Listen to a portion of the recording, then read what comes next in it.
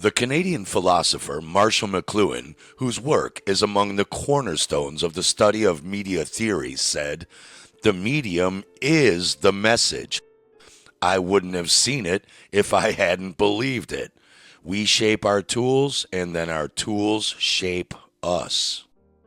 We've all heard the claim that it would be impossible for the majority of the medical and scientific community to all be knowingly complicit in deceiving the public with virology's unscientific methodologies in the COVID-19 fraud.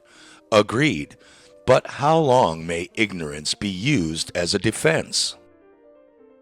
It's true that the abandonment of the scientific method may be unnoticed or even accidental by lower-level participants.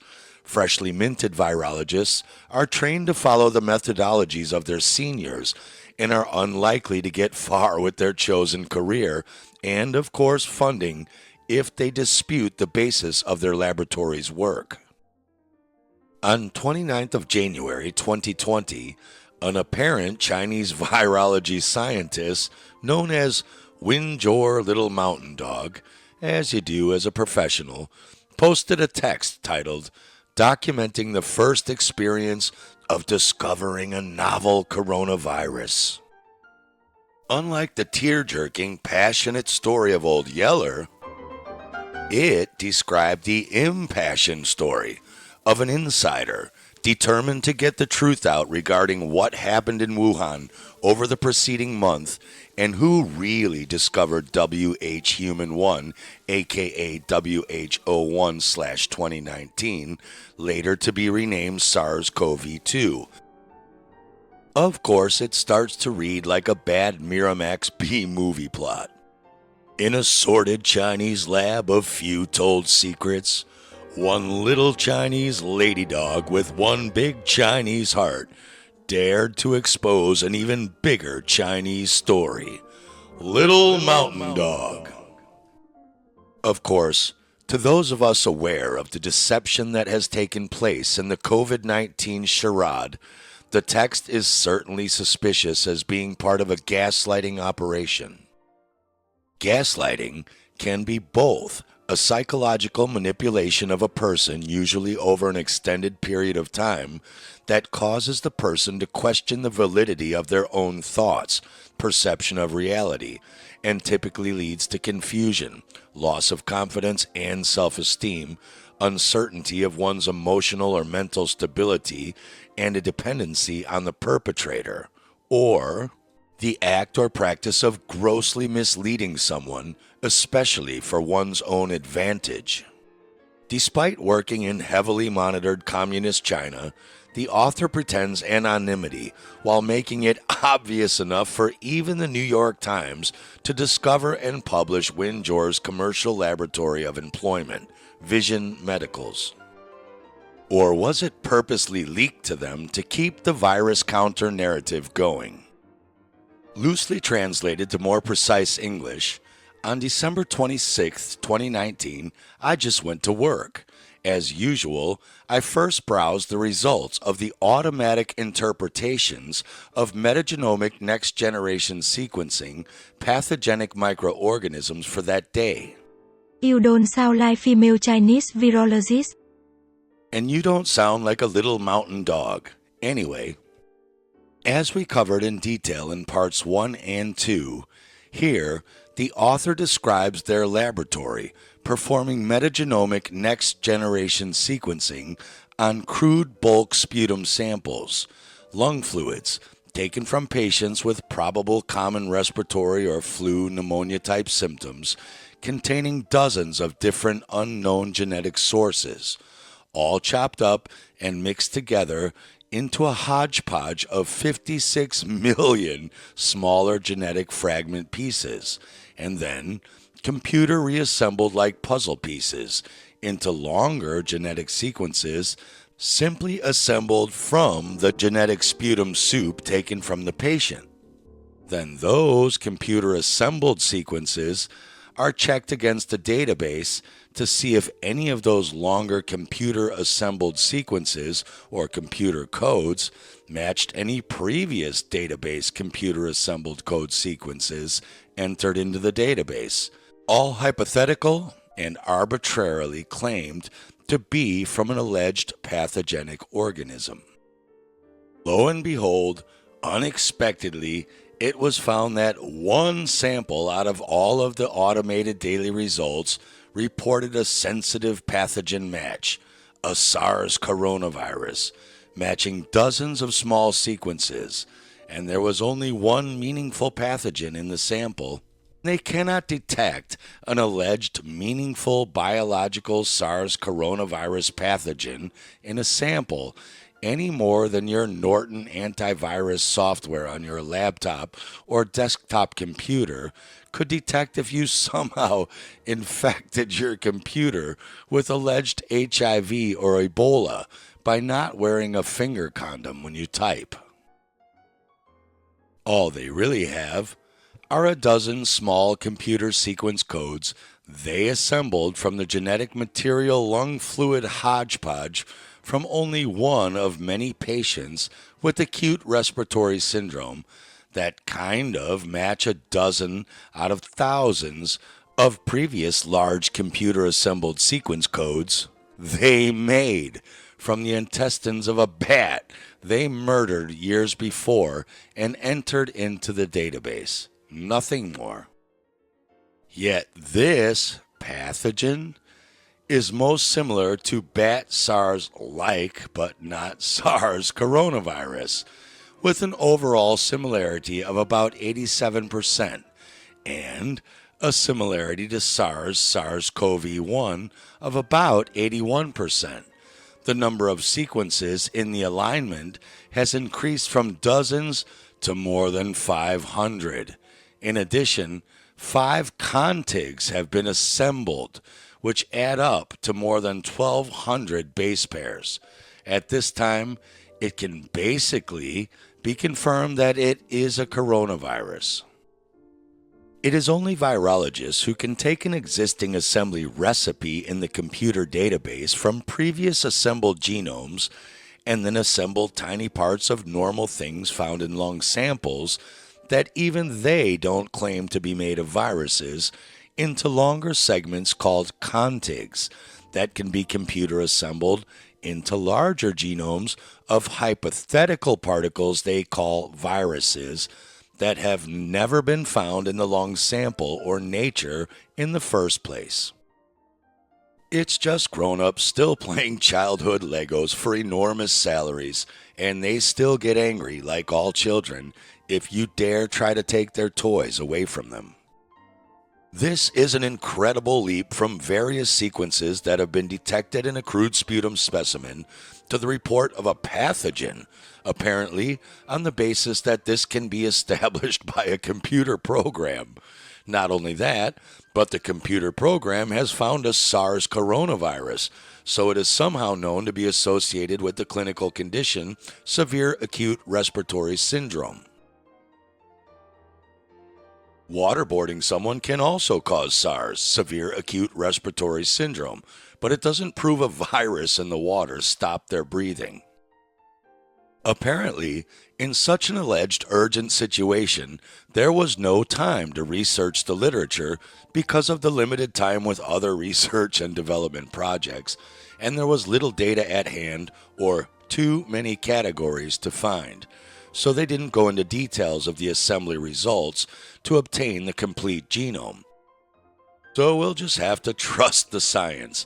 But several thousand coronavirus genomes were further carpet analyzed and evaluated in terms of similarity, coverage, and uniform genome distribution, just like Fan Wu's team did in Part 2.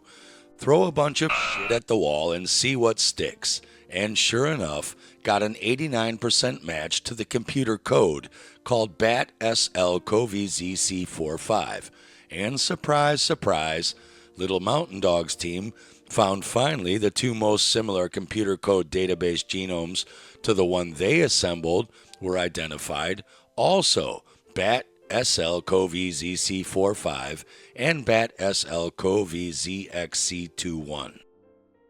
And just like that, it is confirmed that the virus existed on the basis of comparing some new fictional computer assemblies whose assembly analysis was hurriedly performed until finally a near but not full genome sequence was assembled to other fictional computer assemblies previously submitted in the genetic databases.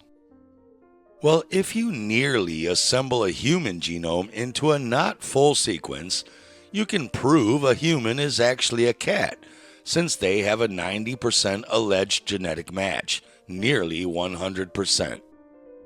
By no coincidence, virologists claim SARS itself came from not only bats, but civet cats, because they build their in silico genomes from pieces and fluids of both of them. And just like that, it was confirmed that the new virus existed on the basis of comparing some new in silico computer assemblies with other older in silico assemblies previously submitted to genetic databases. They then go on to describe their next activity of phylogenetic tree analysis and building an evolutionary path for the latest addition to virology's fictional family tree. As always, there is a complete absence of any appreciation of the fact that a virus must possess an actual physical existence as a discrete particle with specific biological characteristics, including the ability to infect hosts and cause disease. The authors simply asserted that the analysis has basically confirmed that there is indeed a virus in the sample of this patient. Later in the text, they at least sound some caution with regard to clinical pathogenicity, but remain convinced of its existence by making the passing comment that whether the pneumonia was caused by this virus, we did not analyze it, nor could we analyze it. The detection of the virus does not mean that the pneumonia was caused by the virus. By December 30th, I heard the news that there are quite a number of patients with similar symptoms. What really made me nervous again was that our friends and businessmen shared the sequence for us to analyze, and when I did, it was indeed the same virus. The first thought in the subconscious is, this virus is contagious. It is unclear whether Winjor Little Mountain Dog knew that the similar symptoms affecting the patients described in Wuhan were all non-specific respiratory symptoms, universally common in pneumonia and even flu detoxification. As covered at length in Part 2, to this day, COVID-19 is not a legitimately defined clinical condition, as the alleged symptoms are the exact same as pneumonia, flu, and other respiratory ailments, and a quote-unquote confirmed COVID case simply refers to the result of a molecular detection process that cannot detect a virus or diagnose a clinical condition. In fact, the World Health Organization themselves stated that confirmed cases are irrespective of clinical signs and symptoms. Unfortunately, Little Mountain Dog confuses the scientific method and facts with personal feelings and emotions. The emotions at this point were both nervous and excited.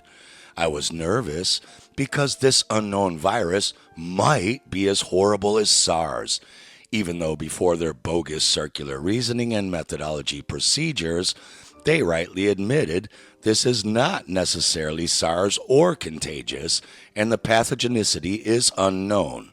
But I was excited because we found and confirmed this pathogen early through metagenomic next-generation sequencing computer technology and quarantined the sick patients so we could possibly kill it in the cradle through prevention and control measures before the virus spreads widely.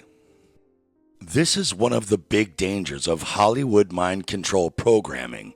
Suddenly, quarantining, isolating, and scaring the hell out of already highly sick people is as morally justifiable as killing a baby in a cradle for an imaginary greater good of stopping an imaginary virus from spreading widely?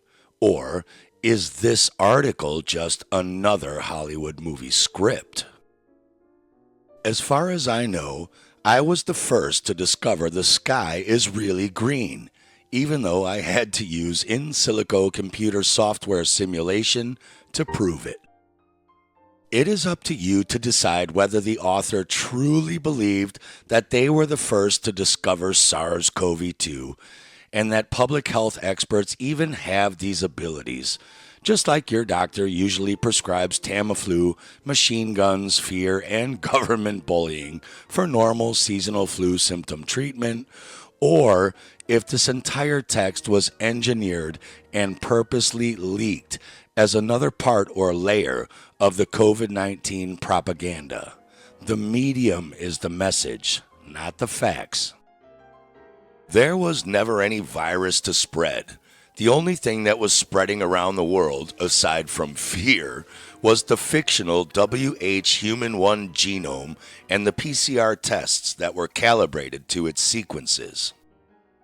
The alleged pandemic could have been stopped in its tracks by the rejection of these tests. Instead, ignorant public health experts bought into virology's anti-science and have been parties to the COVID-19 fraud ever since. Little Mountain Dog purportedly wanted it to be known that their laboratory, not Farwell's, was the first to discover the virus, following the collection of their Wuhan sample on December 24th, 2019, and the subsequent submission to the GISAID database on the 11th of January 2020.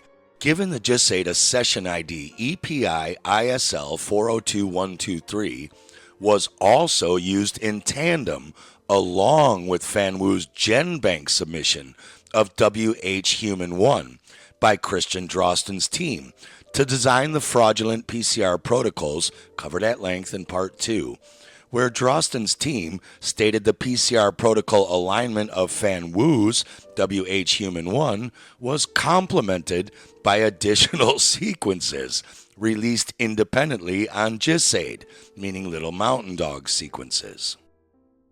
However, as David Rasnick pointed out, they never touched a virus at all. This provides an element of irony to the lab leak hypothesis, a narrative that appeared in the mainstream media as early as January 26, 2020. We turn now to the accusations that China covered up the extent of the virus outbreak early this year. The Trump administration has also linked the virus to a lab in Wuhan.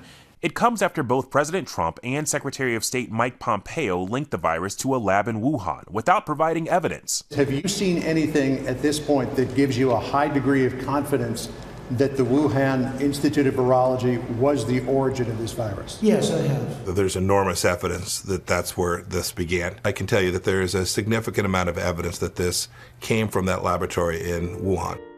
The quote-unquote virus was certainly invented in a lab, but it was a computer lab, and the only entity that was intentionally leaked out was a computer simulation. The results of the simulation were sent around the world as digital code over the internet, and the resulting PCR primers that were deployed in kits en masse created the cases for the COVID-19 fraud. The Little Mountain Dog story continued when an editorial entitled, "As the Pandemic Exploded, a Researcher Saw the Danger. China's Leaders Kept Silent," appeared in the Washington Post on the 22nd of April, 2022. They reported that Little Mountain Dog was based in a commercial laboratory, Vision Medicals, in Guangzhou in southern China. China. China. China. China. China. China. China. China. China. China. And that her story points to a cover-up with tragic consequences of historic proportion. A severe danger was concealed until it was too late. The editorial promoted all of the unfounded virological claims at face value, as covered in parts 1 and 2, and ironically stated that the episode serves to underscore once again why a serious investigation is needed to get to the bottom of how the pandemic began. A truly serious investigation of this topic demonstrates that at the bottom of this quote-unquote pandemic, there is nothing more than nonsense invented by the virologists and promulgated by outlets such as the Washington Post.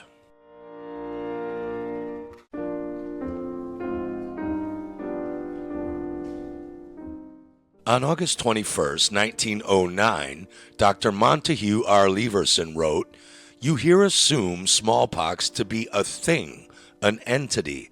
This blunder is committed by nearly all the followers of the self-styled regular school, and it will probably be a new idea to you to be told that neither smallpox nor any other disease is an entity, but is a condition." On May 19, 2022, Jeffrey Sachs, the chair of the Lancet COVID-19 Commission, co-authored a paper with Neil Harrison entitled "A Call for an Independent Inquiry into the Origin of the SARS-CoV-2 Virus." The publication opened with the following framing of the COVID-19 situation. Since the identification of the SARS-CoV-2 in Wuhan, China in January 2020, the origin of the virus has been a topic of intense scientific debate and public speculation. The two main hypotheses are that the virus emerged from human exposure to an infected animal, zoonosis, or that it emerged in a research-related incident. However, alleging that there are two main hypotheses relies on the acceptance that the identification of SARS-CoV-2 means the particle has both a physical existence and the specific biological properties required to fulfill the definition of a virus, that is, a transmissible, replication-competent, intracellular parasite that causes the alleged novel disease, COVID-19. As was covered to exhaustion in both the COVID-19 Fraud and War on Humanity by Dr. Mark Bailey and Dr. John Bevan Smith, and parts 1 and 2 of this film series, there is no evidence that either the particle or the proposed novel COVID-19 disease even exists, and Fan Wu's paper identified no such thing as an alleged virus in Wuhan in early 2020. On the other hand, lab leak proponents such as Sachs and Harrison start their analysis by wholeheartedly accepting virology's unestablished premises. In their paper, they went on to cite aspects such as the collection of SARS-like bat-CoVs from the field and the analysis and manipulation of these viruses, complaining that the precise nature of the experiments that were conducted, including the full array of viruses collected from the field and the subsequent sequencing and manipulation of those viruses, remains unknown. They obviously do not realize that SARS-like bat-CoVs are nothing more than ground-up bat intestines, claimed to be pathogenic, by injecting the muck directly into the brains of neonatal rats. A great reason to stay 6 feet apart in the supermarket checkout line, in case the zombie behind you injects his dead, rotting intestines into your baby's brain and gives him COVID. Injecting dead bat intestines into the brains of newborn rats may be a way to secure some funding and impress the uninitiated, but it does not change biological reality. Such experiments do not establish that their samples contain viruses or have any pathogenic properties in the natural world. If they can't even make baby rats sick by just exposing them to alleged sick bats without injecting dead, rotting guts into their brains, then there is nothing to worry about. it doesn't matter what goes on behind closed doors in these labs because they have no viruses to begin with. It's time to put our thinking caps on. We are being told that the alleged SARS-CoV and SARS-CoV-2 virus particles have a unique tiny attachment spike protein on their outer shell, about 9 to 12 nanometers in size, or 0.000012 millimeters in size, and that on the edge of that, this spike protein has a less than nano-size receptor binding domain, or RBD, and that on the edge of that spike protein, it also has a so small, it's more than hypothetical than provable furin cleavage site, which allegedly is a furin protein enzyme which makes that spike protein bind to the alleged ACE2 receptor on your cell membrane and allow the virus particle to somehow magically get into the host cell to replicate. Information. We've talked about the furin cleavage site in different journal articles, but I wanted to give a quick refresher on what it does, why it is so relevant, and why it is at the center of many conversations about COVID origins. Here on the right, we can see a picture of SARS-CoV-2 spike protein provided by Hoffman et al. The purple at the top represents the receptor binding domain, or RBD. This area is responsible for binding to the ACE2 receptor, as its name suggests. The blue area is the S1 subunit and the gray the S2 subunit. Highlighted in red and marked by arrows are the vital cleavage sites. The S1-S2 site is our RRAR furin cleavage site and what we'll be talking about today.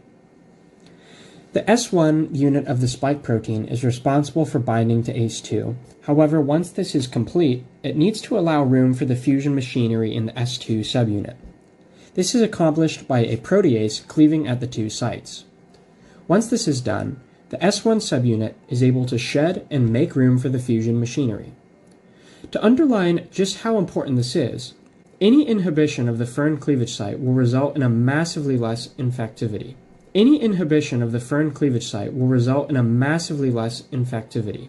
The reason this one is getting so much attention is because none of SARS-CoV-2's immediate relatives have this specific furin cleavage site. Not to mention that the furin cleavage site isn't just a single point mutation, but rather a seeming insertion of a 12 nucleotide sequence. That wouldn't happen to have been inserted by Fan Wu's computer software, would it? This raises the question about a natural or man-made origin. Well, hang on. If, as covered in Part 1, virologists like Susie Wiles claim they can't isolate these alleged 50 to 140 nanometer virus particles and chemically and genetically characterize what they are made of or observe what they do, how on earth could they know or observe what the even smaller alleged 9 to 12 nanometer spike proteins sticking off of these particles are made of, or even do, or even smaller alleged furin cleavage enzymes on those spike proteins, if they can't isolate and chemically characterize or visually observe those either? They can only be observed under electron microscopes, which are still pictures of dead particles doing nothing, not moving pictures of live cells, like with light microscopy. If this particle is too small to be seen under a light microscope that observes living movement and action, and these spike-looking things on the outside are even smaller, there is no way to look at a still electron microscope picture of a particle that seems to look like this in 2 dimensions and claim smaller enzymes on those little spikes somehow get this particle into a cell membrane and observe that this particle can do this inside a cell or this afterwards. It's just a bad wild guess theory. Which is why these poor indoctrinated clowns, when considering the alleged SARS-CoV-2 genome that virologists have preferred, are stuck guessing whether the insertion of the furin cleavage site was the result of natural evolution or perhaps via a recombination event in an intermediate mammal or a human, or was the deliberate introduction of the furin cleavage site into a SARS-like virus as part of a laboratory experiment. Because they can't see, all three exist only in the land of make-believe.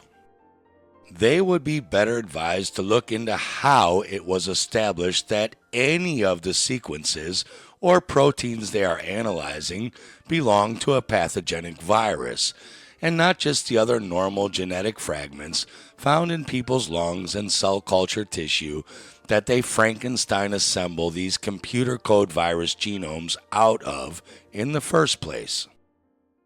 You may have heard that a research proposal called Project Diffuse laid out a blueprint for the creation of COVID, but that other scientists brushed off Diffuse because the risky virology took place in the University of North Carolina for DARPA.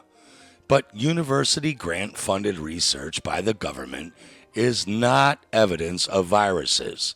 You can get DARPA-paid grants to research building them flying carpets. It doesn't mean you actually built one for them. Project Diffuse, diffusing the threat of bat-borne coronaviruses, which was seeking funding through DARPA's Preempt program.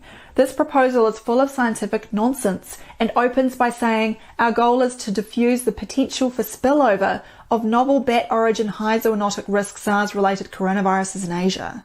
Yes, the old bat cave story involving fictional coronaviruses, which are nothing more than genetic sequences detected in bat poo that was also covered in my SARS-1 video. The fallacy doesn't stop Dashik & Co. from fraudulently claiming that they have published direct evidence of spillover of novel SARS-CoVs into people in Yunnan province, China. And viruses are a clear and present danger to our military and to global health security. This all sounds pretty scary, but for $14,209,245, Dashik and his team can apparently diffuse this problem for us. The proposal says they will sequence the spike proteins and reverse engineer them into viruses to infect humanized mice and assess capacity to cause SARS-like disease. Well, it is possible to engineer a spike protein as we have seen with the gene-encoded vaccines, but they have never been proven to be part of a pathogenic virus. To be clear, it is not being disputed that institutions such as the University of North Carolina have been experimenting with entities such as spike proteins for decades. Some of these sequences have been patented and used in the development of injectable biological agents, recently forced onto many people under the guise of COVID-19 vaccines by Pfizer and Moderna, working with the University of North Carolina at Chapel Hill. It was for the purpose of injecting synthetic proteins into people. Call them synthetic spike proteins if you like, via the synthetic COVID vaccines. However, none of this research requires the existence of particles that qualify as viruses. Unfortunately, Virology's book of claims has become so convoluted that most readers do not realize that it is largely composed of nonsense. A few days after Sachs and Harrison published their article, The Intercept thought they were also on an investigative trail involving the intriguing theory, but not fact, of viral engineering. In their article, Jeffrey Sachs presents evidence of possible, but not proven, lab origin of COVID-19. For starters, COVID-19 is the name of an alleged new disease, not an alleged virus called SARS-CoV-2. If the quote-unquote evidence is so great, why is it possible and not confirmed? Here's evidence of the possible intriguing theory that unicorns fly backwards. They reported on a 2016 University of North Carolina Chapel Hill study associated with Ralph, the hidden hand Barrick, stating the scientists created a new virus using the spike of a bat coronavirus that had been isolated and characterized by the Wuhan Institute of Virology. Again, from parts 1 and 2, they admit they have never isolated or chemically characterized that particle, alone and apart from everything else in the culture. So how on earth did Ralphie Boy's team isolate and characterize that?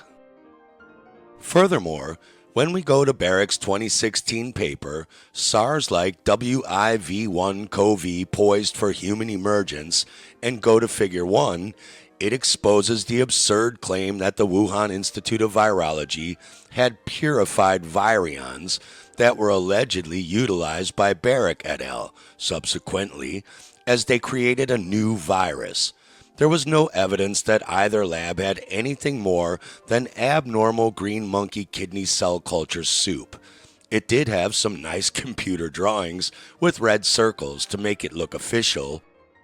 But as usual, their methodology section exposes the same bogus procedures exhaustively covered in parts 1 and 2.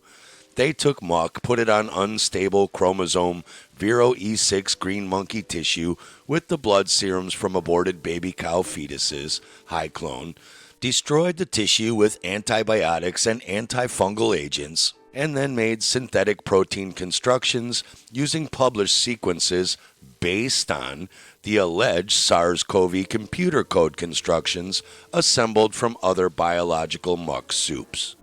Again, from parts 1 and 2, there is zero evidence Barrick's original samples from the Wuhan Institute of Virology had any such thing as wild-type viruses in them to even clone in the first place. An alleged chimeric virus is a virus that contains genetic material derived from 2 or more distinct viruses. And since virus sequences themselves are made out of normal non-viral genetic material found in cultures, making a chimeric quote-unquote virus is simply mixing up genetic computer codes from 2 different culture sources from different genetic material. No viruses required. The lab leak hypothesis is simply another narrative in the COVID-19 era that keeps alive the illusion of the material existence of SARS-CoV-2 in the public's imagination, as well as the unfounded belief in pathogenic viruses and microbe-related contagion in general. In recent years, the fear-based narrative has continued, with declarations like the alleged May 2022 monkeypox outbreaks that obviously never happened, or the national emergency incident declared in October 2022 after the alleged detection of polio viruses in London sewers. You know, from those dirty foreigners hanging out down there in the sewers, giving all their polio to sewer treatment plants that are supposed to be purifying contaminants. And in June 2022, the COVID-19 lab leak theory even received backing and a thumbs up from the Director General of the World Health Organization, Tedros, in support of the phantom disease and pandemic he named and declared. We have therefore made the assessment that COVID-19 can be characterized as a pandemic. It seems likely there will be more lab leak stories in the future if they continue to capture attention so effectively. You can have all the supply you want, but a good business model requires creating a demand. They don't make the vaccines because there are viruses. They make up the viruses so they can sell you their vaccines.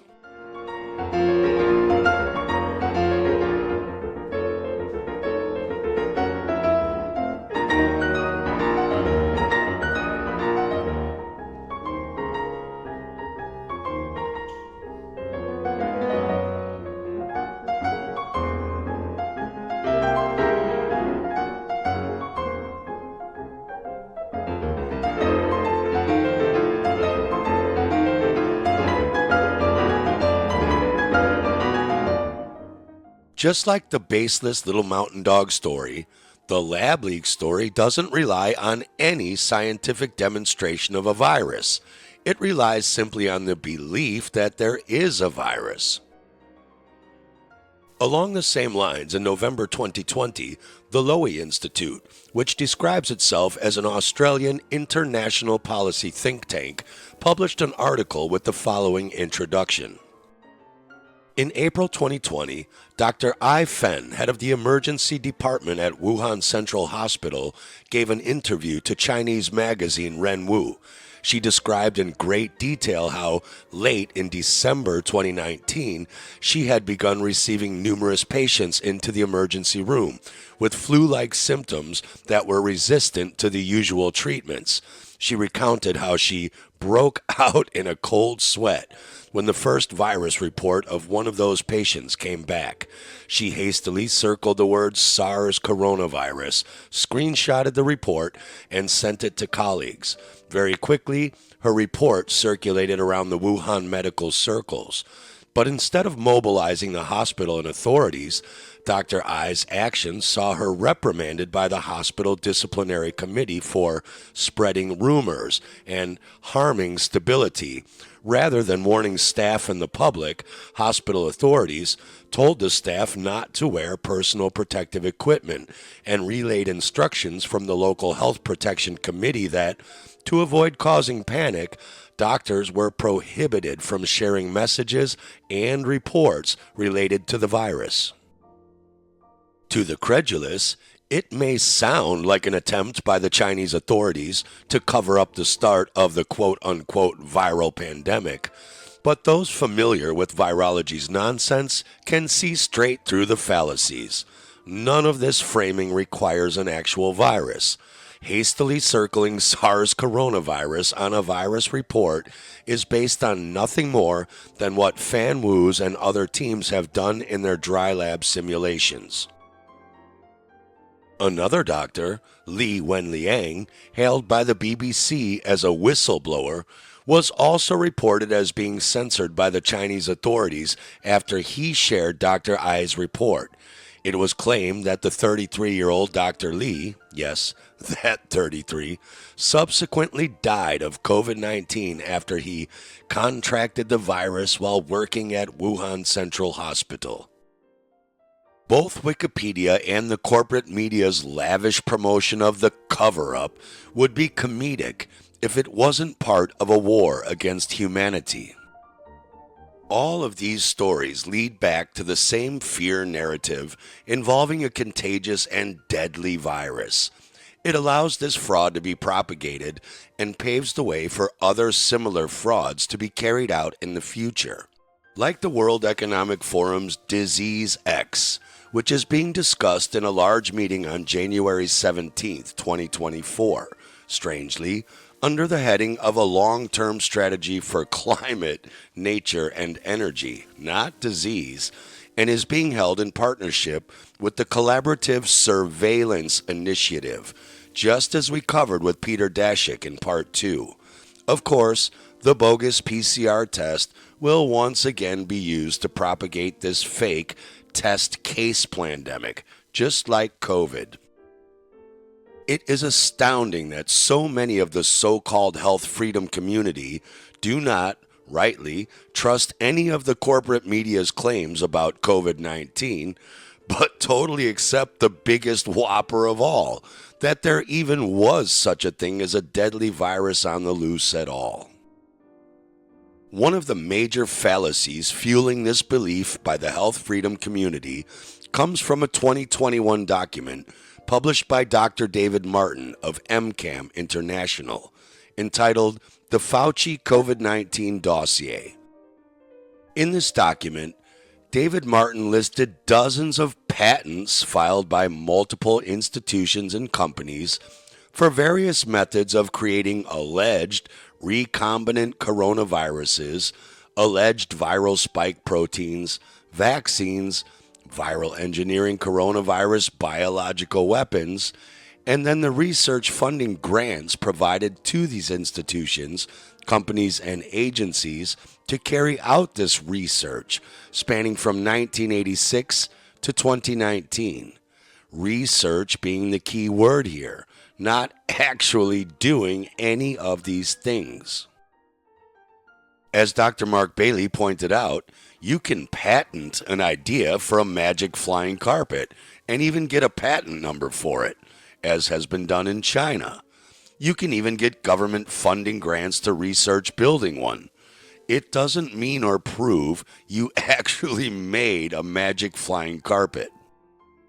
Martin listed as part of his company's activities monitoring possible violations of the 1925 Protocol for the prohibition of the use in war of asphyxiating, poisonous, or other gases, and of bacteriological methods of warfare, the Geneva Protocol, 1972 Convention on the Prohibition of the Development, Production, and Stockpiling of Bacteriological and Toxin Weapons and Their Destruction, the BTWC. Despite the numerous patents involving methods for producing recombinant coronavirus and federal grants to the likes of gain-of-function specialist Dr. Ralph Barrick and his team at UNC Chapel Hill, there is nothing in any of these documents that contains scientific evidence that viruses exist. Neither government bean counters approving research grants nor patent office staff are the arbiters of biological plausibility or reality and simply carry forward the claims of the virologists. Dr. Martin's dossier was no smoking gun for gain-of-function activities involving pathogenic viruses.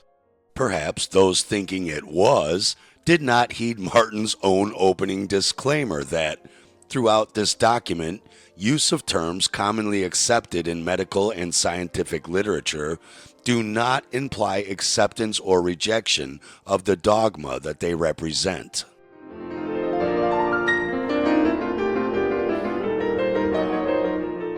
Lord Jonathan Sumption, former Justice of the Supreme Court, said on a BBC Radio 4 interview in 2020, "I'm not a scientist, but it is the right and duty of every citizen to look and see what the scientists have said and to analyze it for themselves and to draw common sense conclusions.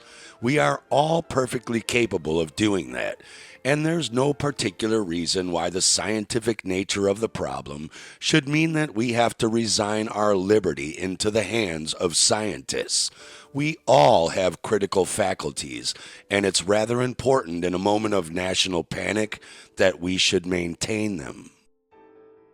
It was the United Kingdom's Health Security Agency, UKHSA, that provided one of the strangest responses ever seen with regard to concealing the true nature of the supposed controls in their alleged SARS-CoV-2 isolation and sequencing experiments.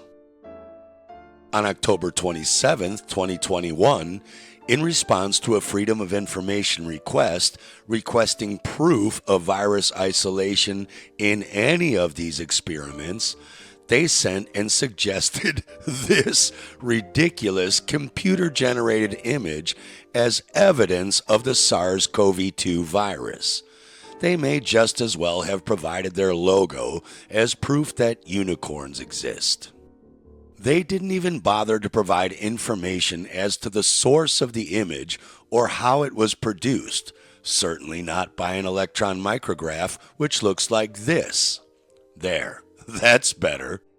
Then the UKHSA continued to fumble with the science, stating that viruses require a host cell substrate to replicate. Isolation of any virus without any medium, therefore, is not possible. These media and any products added are all sterile and do not contain additional genetic material. We can only speculate as to what the UKHSA think the host cells in their tissue culture medium contain, if not genetic material. Germ theory claims these particles replicate and leave the host cell to magically fly around the atmosphere infecting others. They do not claim the host cells themselves fly around the atmosphere carrying viral particles inside of them. That doesn't look like it's inside a host cell medium. Neither do those. so why can't you isolate them alone? Like the ludicrous 37-page CDC response covered exhaustively in Part 2, the UK HSA response team also seemed to imply that the paper by Na Zhu et al., a novel coronavirus from patients with pneumonia in China 2019, provided reassurance that the imagined SARS-CoV-2 virus particle had a physical existence. Again, pointing black arrows at extracellular vesicles created by starving, poisoning, and breaking down tissue cultures in a lab, and then artificially destroying the sample even worse to take a picture, does not prove those particles are viruses, nor can magically fly around, replicate, and cause harm to living beings. The UK Health Security Agency had no proof of a virus, and as such, have implicated themselves by unnecessarily hurting everyone by instilling fear in them, summarily removing their rights, and coercing them into an unnecessary and harmful treatment which is morally reprehensible, considering the 14,300 COVID vaccine deaths reported on the highly underreported UK yellow card reporting system. To get this life-saving medicine into the arms of the nation at the kind of speed that we're seeing, we're relying on the doctors and the nurses and all the staff of our NHS. And it's thanks to their effort, the most colossal in the history of our National Health Service, that we have today passed the milestone of 10 million vaccinations in the United Kingdom, including almost 90% of those aged 75 and over in England, and every eligible person in a care home. And with every jab and every day, we have more evidence about the effectiveness of these vaccines. New research from Oxford University suggests the protection provided by the first dose of the Oxford AstraZeneca vaccine kicks in after 3 weeks and lasts right the way through to the booster at 3 months. And research also shows that the Oxford AstraZeneca vaccine seems likely to reduce transmission to others. And even if these vaccines cannot make us invulnerable, and no vaccine has ever given 100% protection to everybody, the evidence increasingly shows that our vaccines achieve this crucial objective to reduce death and serious illness from those major strains of COVID that have been subject to research. A few months later, Dr. Bailey's colleague requested from the UK HSA full disclosure of the complete methodology of the cell culture experiments and any comparative controls in the Public Health England paper, duration of infectiousness, and correlation with RT-PCR cycle threshold values in cases of COVID-19, England, January to May 2020. Their paper was only 4 pages long, plus a reference section, and while it at least describes what they did and mentions supplementary material online, it had one tiny paragraph claiming isolation of infectious virus from respiratory samples cultured from 324 samples taken from 253 people that tested positive for SARS-CoV-2 by RT-PCR, and inoculating Vero E6 green monkey kidney tissues, and then waited 14 days for it to break down.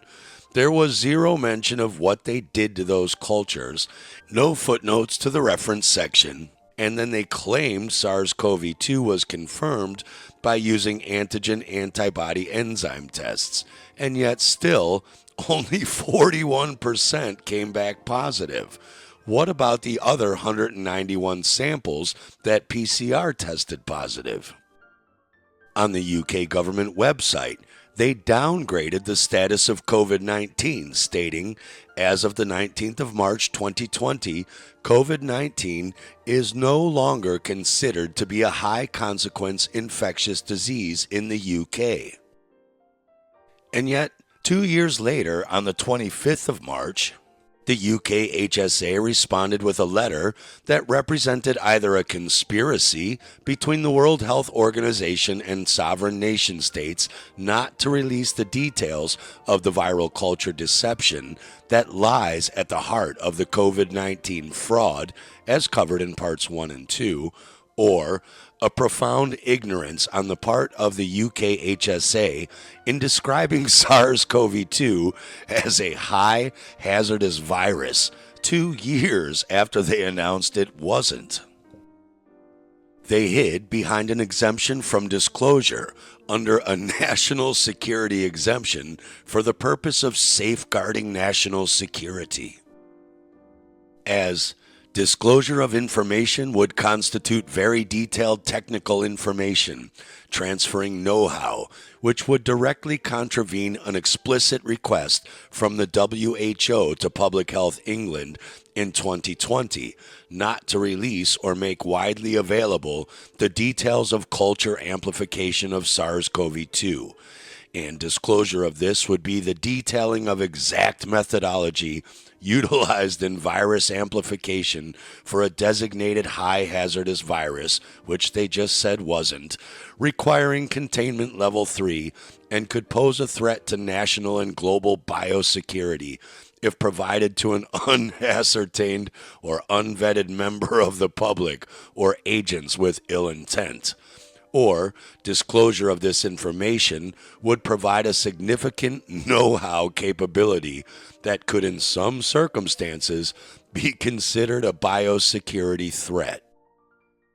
It is unclear why keeping the details of their experimental methodology under wraps is necessary for the UK's efforts in safeguarding national security. It has been exposed that the virologists are not performing valid control experiments, and their claims of isolating viruses have not been established in the scientific literature. Are the authorities worried that if they officially admit as much, there will be a revolt when the wider public realize the crimes that have been carried out on the basis of claims stemming from fraudulent virological experiments? Their official obstruction of the release of this information to the public, citing global biosecurity, is paradoxical given that the alleged high-hazard virus cannot be shown to exist. The asinine responses from the UKHSA were perhaps only topped by Maggie Throup, the Parliamentary Under-Secretary of State for Vaccines and Public Health. In an email to a fellow MP, Rachel Maskell, on the 27th June 2022, Throup stated that the UK Health Security Agency does not use Koch's postulates in COVID-19, as they are too limiting, suggesting association more than causation, as covered in Part 1. Koch also dropped his postulates when he discovered asymptomatic carriage. The Bradford Hill criteria are more commonly used when associating a virus and a disease. Throup then contradicts herself in the very next sentence, stating, however, it should be noted that SARS-CoV-2 fulfills Koch's postulates, as demonstrated in the following paper where animal model has been used. Our results demonstrate that pathogenicity of SARS-CoV-2 in mice, which, together with previous clinical studies 1, completely satisfies Koch's postulates and confirms that SARS-CoV-2 is the pathogen responsible for COVID-19. And this Lego model of the Millennium Falcon confirms it is real and not from a fictional Star Wars movie.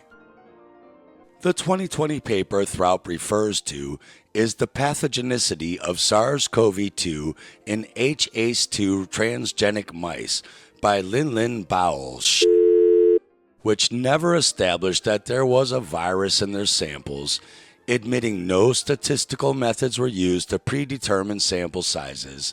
The experiments were not randomized, and investigators were not blinded to allocation during experiments and outcome assessment, had no valid control experiments, did not follow Koch's postulates at all and exhibited other aspects of fraud. In May 2020, an article came out of China claiming their results, together with previous clinical studies, completely satisfy Koch's postulates and confirm that SARS-CoV-2 is the pathogen responsible for COVID-19. Now, their reference to previous studies is actually one study and enters into the circular reasoning loop of virology. The paper they refer to has nothing to do with Koch's postulates. However, this Chinese team provided them with a sample of the alleged novel virus. Indeed, they reported that the SARS-CoV-2 strain HB01 was provided by W10. That's W10 from the China Novel Coronavirus Investigating and Research Team. Well, I don't think any of these teams provided direct proof of a novel pathogen, as I covered in my video, Once Upon a Time in Wuhan. Anyway, they took W10's mixed culture brew and injected it into the noses of wild and transgenic, that is, genetically modified mice. For the control group, they injected phosphate-buffered saline into their noses. So here we hit the first problem. That's not properly controlled, and they should have injected some control mice with comparable tissue cultures, minus the alleged SARS virus. They reported that they observed slight bristled fur and weight loss only in the transgenic mice. So let's look at what these clinical manifestations were. And I want to poll the audience. If you could just shout out, what are the symptoms of COVID-19? Well, what are the real ones that are reproduced everywhere? I know that they keep adding more, right? What? Fever. Cough. Shortness of breath. Good. Fever, cough, and difficulty breathing, right? I mean, I know that a lot of symptoms have been attributed to this. We can't ask mice if they can smell things. But the respiratory symptoms are the main thing, right? This causes a type of pneumonia, right? It causes respiratory distress syndrome, right? So there's got to be pulmonary symptoms, so shortness of breath, cough, sputum, like coughing up stuff, sputum production, something like this, right? And then fever, we all know fever, right? Those are the most common things, okay? They're taking temperatures of people everywhere for this, right? So we'd expect at least fever. So what symptoms did they actually have? Weight loss and slightly bristled fur.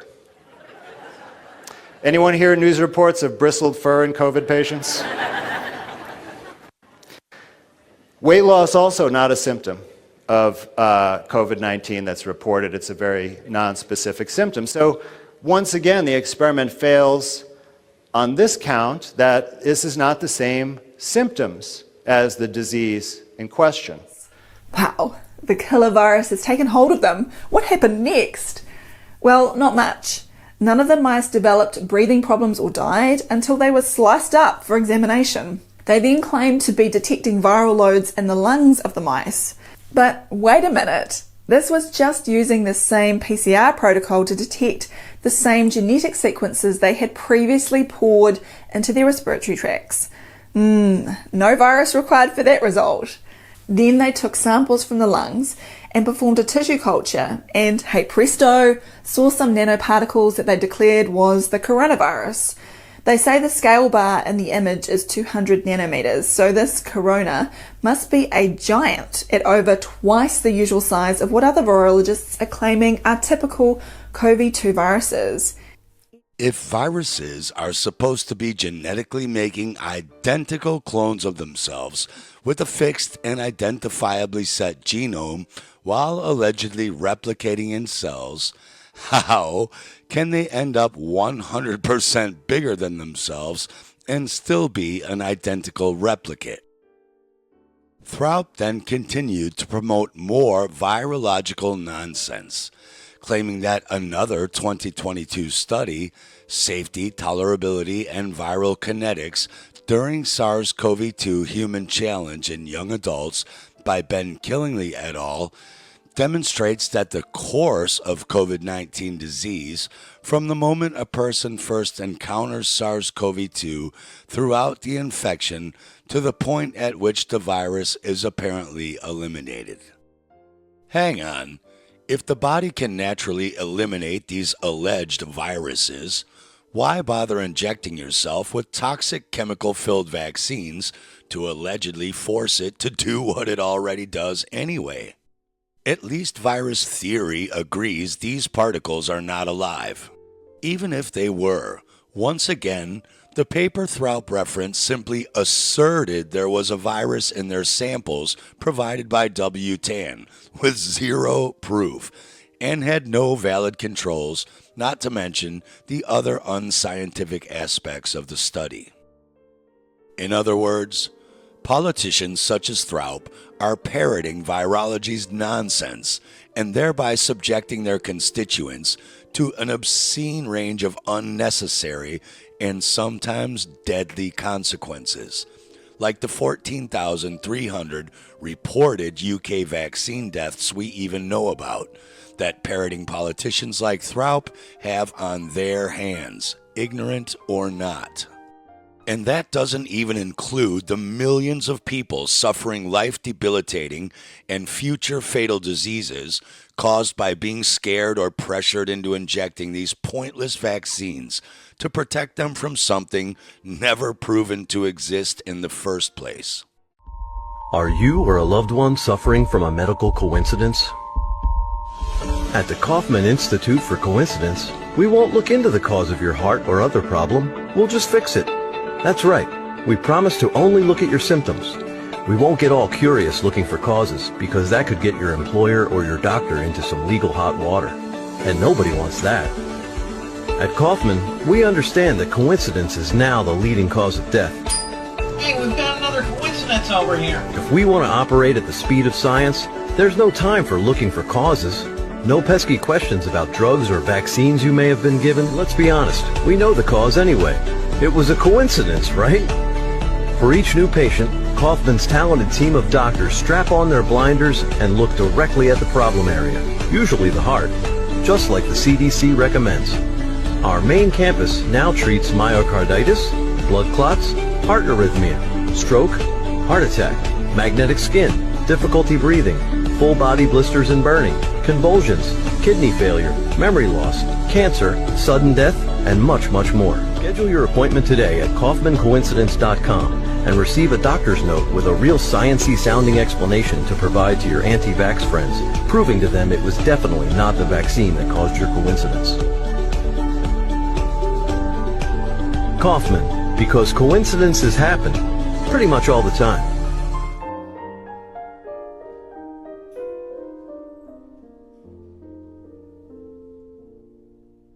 The theoretical chemist, physicist, and science writer Sir John Maddox wrote already back in 1988 in his Nature magazine article, Finding Wood Among the Trees, is the reductionist ambition for molecular biology in danger of being thwarted by the volume of data it produces, or even by the absorbing interest of its collection?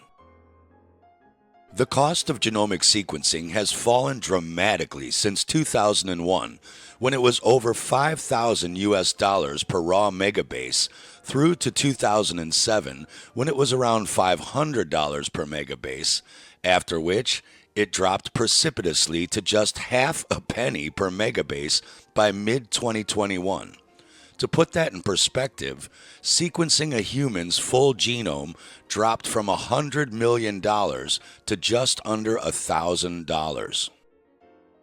Additionally, the emergence of next-generation sequencing, or NGS, around 2005 resulted in a massive reduction in the time required to sequence genomes, as stated in a 2017 Biology and Medicine paper. The human genome, for example, consists of 3 billion base pairs. The sequencing of the human genome using the Sanger sequencing took almost 15 years, required the cooperation of many laboratories around the world, and costed approximately $100 million, whereas the sequencing by NGS sequencers using the 454 genome sequencer FLX took 2 months and for approximately 1/100th of the cost. And as covered in Part 2, Unfortunately, NGS or next generation sequencing are incapable to read the complete DNA sequence of the genome. They are limited to sequence small DNA fragments and generate millions of reads. This limit remains a negative point, especially for genome assembly projects, because it requires high computing resources.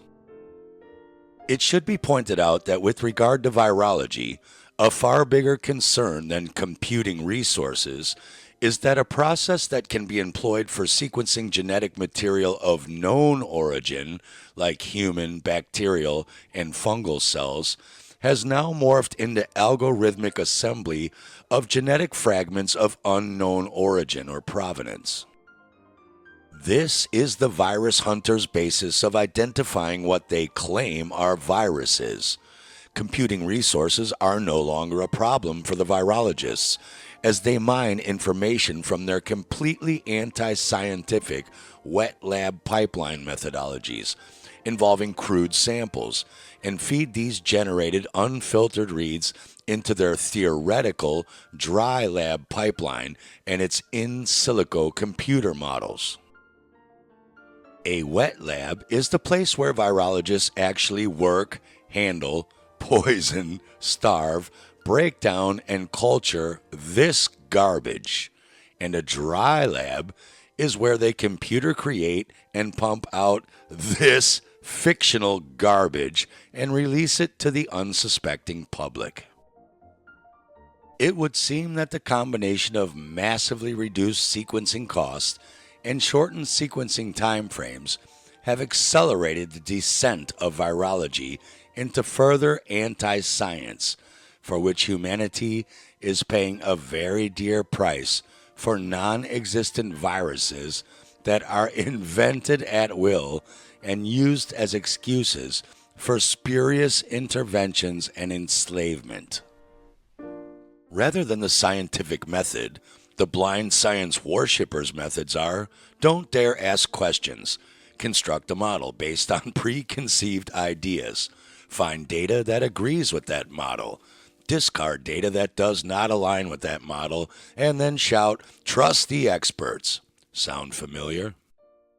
As of January 4th, 2024, the poor people living on Cyprus seeking medical treatment have been mandated to mask up again against virology's blunder. COVID worries make masks mandatory in Cypriot health facilities. Rising numbers of COVID-19 and hospitalizations during normal winter flu detox season has led to a mandate for testing and masking in nursing homes, hospitals, outpatient clinics, dentists, and facilities for vulnerable groups in Cyprus. Pretty much where they killed everyone 4 years ago with remdesivir, midazolam, and lethal vaccine injections. But masks won't be required as of now on public transport, as imaginary viruses don't have bus cards, apparently.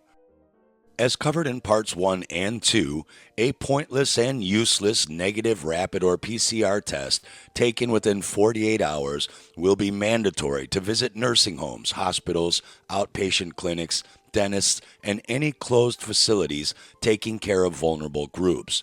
And the rule only applies to anyone over the age of 12. Anyone under 12 can still go into all of these facilities with no test, because apparently these alleged viruses have become so smart they now know when your 12th birthday is and won't infect you until you blow out the candles. Cyprus is once again living in virology's clown world nightmare. It is ironic that a 2019 paper entitled Metagenomic Next Generation Sequencing, or mNGS, in Clinical Microbiology Laboratories turned up in the publication Critical Reviews in Microbiology, as the paper claimed that metagenomic next generation sequencing performs well in identifying rare, novel, difficult to detect, and co-infected pathogens directly from clinical samples. So much for being critical. Claiming metagenomic next generation sequencing performs well with regards to identifying novel virus pathogens is meaningless, as they too have fallen into virology's circular reasoning vortex.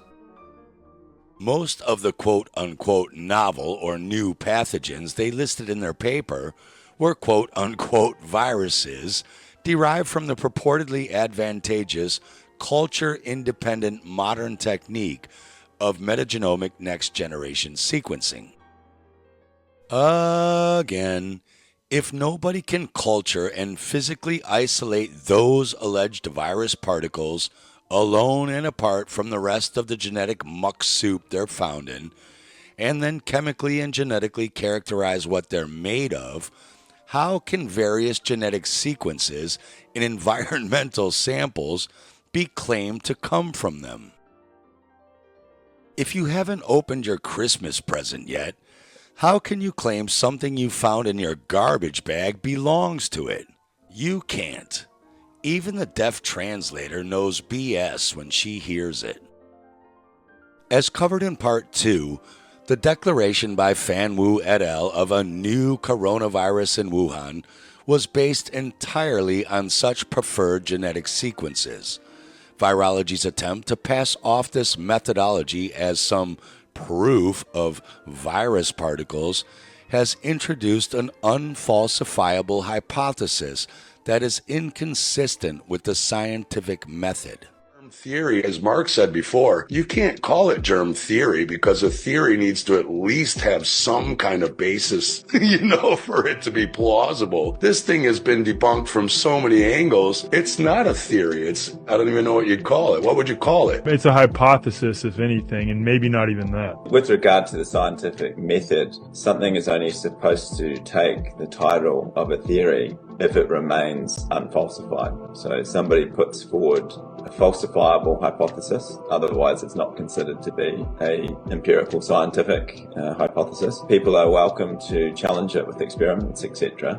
And it only needs to be falsified once, then it can no longer have the status, it can't proceed to become theory. A lot of what is proclaimed as scientific theory, it's not true. These are hypotheses that have been falsified at various times. It's not just on one front that this stuff's been refuted. It's on multiple fronts. The specialization and increasing automation of the genomics process is leading to a situation where few people can appreciate the overall picture from the clinical assessment of a patient from a doctor through to the generated nucleotide sequences on a computer screen. The virologists invalidate the virus genome, quote-unquote, process from step one by never establishing that they have a particle that meets the definition of a virus. If you turned on your computer and saw that, would you put a mask on and stand 6 feet back from your computer? Well, that's exactly what you did back in 2020. They certainly never demonstrate that the computer genome sequences they claim are viral, that they made from assembling dozens of chopped up genetic sources in your boogers, come only from inside such an imagined virus particle in those boogers. Why not imagine those same particles came only from any of the other different genetic sources in the lung sputum sample, or only from the rotting tissue cultures they mix them with, or only from the fetal calf blood serum they mix in as well? Again, because they are purposely finding data that agrees with their model based on preconceived ideas and discarding data that does not align with that model. So they claim that such declarations can be made by consensus decisions, whether the sequences are labeled non-human or novel, and by how much they happen to match known viral sequences that were previously deposited on the genetic databanks. However, nature does not obey stories created by mankind. The metagenomics process allows for the de novo invention of such imagined viral sequences and has allowed virology's merry-go-round to keep spinning into the 21st century. Due to the inability of virology to fulfill its own postulates for the past century, that is, proving the existence of a particle that meets their own definition of a virus, and thus the impossibility to meet experimental postulates like Koch's and Rivers, its future is almost certainly going to be built entirely around this misuse or at least misapplication of metagenomics. One might hope that the recent failure of multiple organizations to prove they are performing valid control experiments indicates that viral pandemics are on their last legs scientifically. They can only be propagated for as long as this final fraud is kept hidden from the public. It could be expected in virology's final gasp. Metagenomics will continue to be deceptively sold as a technological advancement, conveniently claimed to have rendered the proper scientific proofs obsolete. However, the follies of such quote-unquote technological advancement can usually be exposed with one simple question to check if adhering to the scientific method. For example, in a 2020 paper entitled A Comparison of Whole Genome Sequencing of SARS-CoV-2 Using Amplicon-Based Sequencing, Random Hexamers and Bait Capture, a Canadian team including Jalise Nasir and Andrew G. MacArthur claimed that they were comparing various techniques for whole genome sequencing of SARS-CoV-2 from nasal swabs taken from 2 individuals alleged to have COVID-19. One of the authors, Dr. Andrew MacArthur, an associate professor of biochemistry and biomedical sciences at McMaster University, Canada, was asked, "Did you or your colleagues try to assemble by next-generation sequencing any other virus genome other than SARS-CoV-2 from a SARS-CoV-2 PCR-positive sample? After all, as covered in Part 2, that is how you check to make sure your software isn't just building whatever you want it to, and is actually detecting something unique and special in a sputum sample." MacArthur's not-so-responsible response: "We did not." Okie dokie. He was then asked, "Did you or your colleagues try to extract RNA from healthy controls, healthy persons or PCR negative samples, or from uninfected supernatants and cells treated the exact same way as alleged infected cells, i.e. supernatants, but virus-free?" Again, this is how you scientifically double-check that your software can't just build an alleged virus genome out of the normal, everyday genetic material found in any healthy person's sputum sample. MacArthur's response was, "We used clinical swabs and did not perform any cell culture. We did not have swabs from healthy controls, because apparently we couldn't find 2 healthy people walking around the entire university campus to take a few control nasal swabs to double-check our own science. But the study included negative controls for amplification libraries, i.e. no sample RNA included. Your computer couldn't build an RNA virus genome when you didn't give it any RNA to build it out of? Say it isn't so." Indeed, there was only one mention of a quote-unquote control in the paper where it stated, "A negative control library with no input SARS-CoV-2 RNA extract was included using Arctic amplification." Once again, the lack of a valid control, being a human-derived sample without the alleged virus, places this paper in the extensive archives of virology's metagenomic nonsense. Ironically, their paper also claimed that COVID-19 is caused by severe acute respiratory syndrome coronavirus 2, SARS-CoV-2, a novel coronavirus which emerged in December 2019, with the citation being, drumroll please, the Peng Zhao et al. Paper, the fraud of which we've just debunked for the last 5 hours in parts 1 and 2 of this film.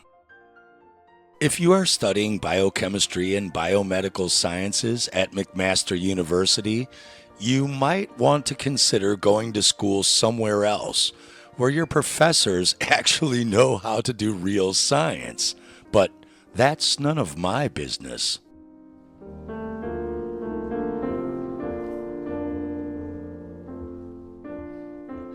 And yeah, again, we're seeing this feature of halfway through, we're having a conversation here about whether viruses exist.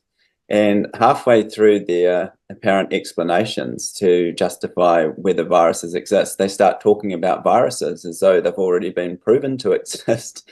And I've been down this road many times before with not only people in the mainstream, but people in the freedom community as well, where, you know, they want you to accept the premise that viruses have already been shown to exist, and then it's just a question about what they do and what kind of powers they have. And we're saying, no, we're not accepting that premise, because we're going back to the foundational studies, and that's what we look at. So we'll talk about that in a minute. But I think, Tom, what's become apparent to me, and I think in 2020, you know, when you and Andy and us and many others, Christine and all of the people that got into this no virus stuff, when we headed down this road, we didn't go into it with some preconceived narrative, or we didn't have some sort of product that we were getting ready to sell, etc. We just said, let's get into this and keep going until we get to the bottom of it. And that's what we did. And when we got to the bottom of it, we announced our findings to the world and said, hey, we agree with the Perth group, with Stefan Lanka, with Kevin Corbett, that this whole thing with virology is incredibly dubious. And we're looking at the foundational papers. We're finding out that they're pseudoscientific. We're finding out this entity that we all assumed existed, being viruses, don't seem to have any evidence for existence. So that's what we did. Now, sadly, and this has become much more apparent to me in the last year, is that some people who are proclaiming to be in the freedom community have actually decided they do not want to deal with the virus existence issue because they think it will distract from other issues, or that it's a strategic mistake. So in other words, they're saying, don't worry about getting to the factual stuff. We've got other things going on. So I've even had it recently, Tom, and it astounds me. Some of this we've made public when the other parties have been prepared to be more public about it. Some of it remains in private because it's been private discussions that I've had with people in the freedom community and organisations who have basically admitted they know that what we're talking about seems to be correct, but they are going to ignore it because they think the public is not ready. So, you know, and we had this with Del Bigtree, as you know, and you in particular, with the support of us, have pushed some of these organisations to say, well, let's get this stuff out in the open. And they've come back and said, you know, you guys, total strategic mistake, don't go there. We've got good momentum going on with the anti-vaccination stuff. There's no need to get into this viral existence business right now. So I think people have got to understand that some people who say that they're truth seekers in the freedom community are actually pushing another narrative. And to me, that's no worse than what's happened since this fraudulent pandemic was pushed on the world in 2020, of people hiding the truth from the public and saying that it's justified. And I think it's absolutely not. So, yeah, I just say that I think sometimes even you and I, we're not naive to it, but we think this is really curious. Why on earth are they being so resistant to even looking at the basic science with us? And we've offered, as you know, we've never had anyone basically accept an offer to go through an isolation paper in front of an audience, in terms of somebody who's saying that viruses are real, they have been shown to exist, the isolation's valid, etc. And when we say to them, okay, well, let's go live on air or come on our platforms, or we'll go on your platforms and we'll walk through one of these papers and talk about, is it scientific? Does it have controls? Does it follow the scientific method? And as you know, you're all too aware of this, we don't have any takers. No. I think it's pretty obvious, yeah. And I think the other, so that's one aspect of human nature, is that. You know, Mark, too, to me, it's incredibly arrogant to say, I'm going to decide what people are ready to hear or not hear. Like, I don't think I have that right or ability, and I don't want it either. Like, I'll say what I think, and here's why, and let people decide what they think, and they have their own reasons. I don't need to game the system. Yep. And I think the other aspect of human nature is what's known as Russell conjugation, which is people think about what would happen if I said that or took that position. And as you and I know, Tom, coming from the medical system, we would know that if you were working in a hospital and were in a journal club or a clinical meeting and just said, you know what, this whole vaccine thing is a complete scam. None of them work. There's no evidence behind any of them. What would happen after that for most people is probably they'd end up losing their job, they'd lose their income, they'd be ostracized from the medical community, etc. So we have this, problem where people who are within the industry or who depend upon it for income are not going to go there, basically, because they think about what happens if they do. And you and I, we happily gave up our medical licenses because we realized that it was no good working in the allopathic system.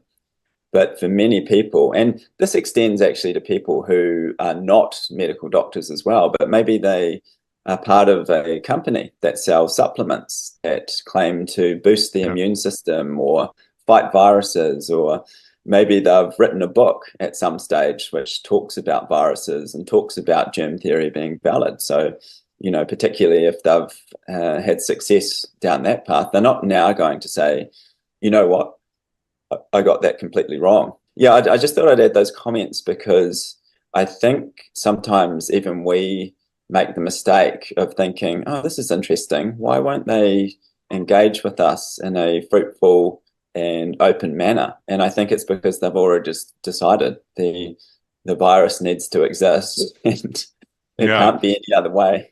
Yeah. This science process is a process of falsifying claims. It's not a debate between theories.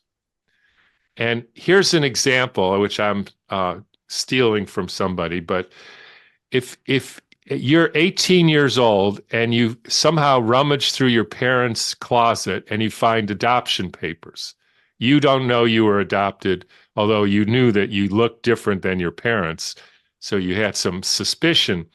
And you find these papers that clearly show you were adopted, and here's the papers and the sign, and then you go and ask your parents and your mother, and she confirms that you were adopted and they didn't want to tell you, but they were going to tell you someday, etc.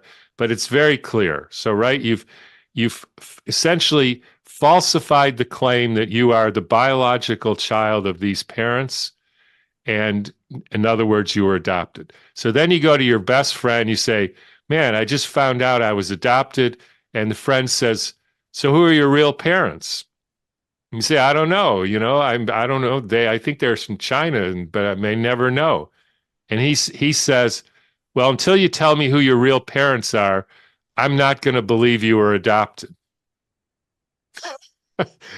And that's ridiculous because you may never know and you don't need to know. You know that you're adopted. It's clear. And you've established that claim, and you may never find out, and we'll run into this a lot, I think. So what makes you sick, or what's the answer to this? You may not know. It has no relevance to the claim. Yet that's exactly the same flawed argument put forward by many members of the health freedom movement and mainstream medical community. It doesn't matter what really makes you ill. The germ theory of disease has been debunked over and over again for over 100 years. thus demoted to a bad hypothesis at best. And at worst, a foolish folly of confirmation bias being passed off as a trustworthy science. Contrary to the seemingly lost health freedom movement's beliefs, the heart of the COVID-19 fraud is not based on the pandemic mismanagement, draconian government overreach and abuse of power, or even the purposeful intent to put in the new digital tracking infrastructure for the Great Reset. It is based on virology's false claims. It is medical fraud.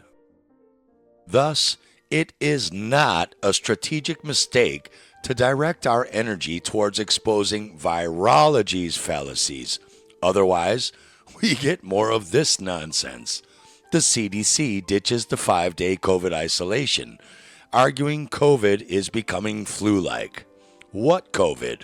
What flu virus? Defeating solely COVID-19 responses while leaving the other virological nonsense intact opens the doors to any number of viral pandemics in the future.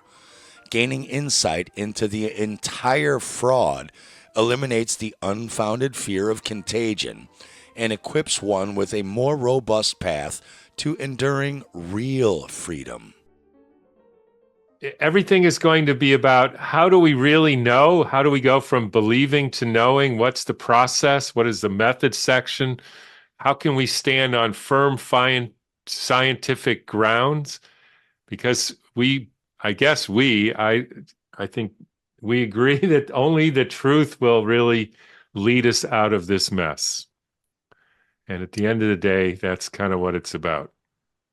Yeah, I totally agree, Tom. And I think you and others in the no virus movement are really adamant that if we are going to try and make our communities better, we have to get to the bottom, establish facts, work out truth as close as we can to get to truth anyway, rather than saying, hey, this is strategic, we're going to go with no this one and that excuses. one. Yeah.